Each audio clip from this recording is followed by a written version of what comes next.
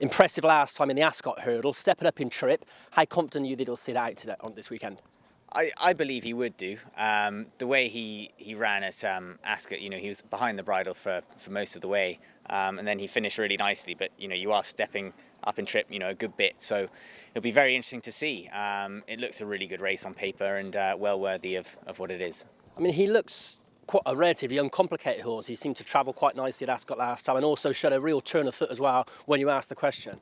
Exactly. He did very well in the Cesarewitch this year to win that, and off the back of that, you'd like to think that he'd stay all day over in a jumps race. And when you ride horses like him in races, is it a case of trying to switch them off at the back of the pack and just creep and creep and creep, or do you set out pretty confident this horse will get the trip and I'll ride him accordingly? You have to ride them as if they're going to stay the trip, and only by doing that you'll find out which way to go, whether they do stay or they don't stay. And so we'll ride him like he does stay, and that will just set us up nicely going forward for the rest of the year.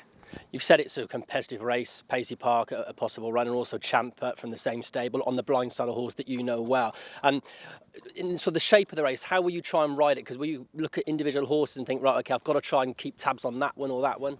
As always, we try and keep it as simple as possible, and just ride our race accordingly. Hopefully there are a couple in there who will go a nice gallop and make it a truly run race, and then we will find out. Do you think it could be a potential Stayers hurdle contender? We'll get Saturday out the way first, and then we can answer that question, I think.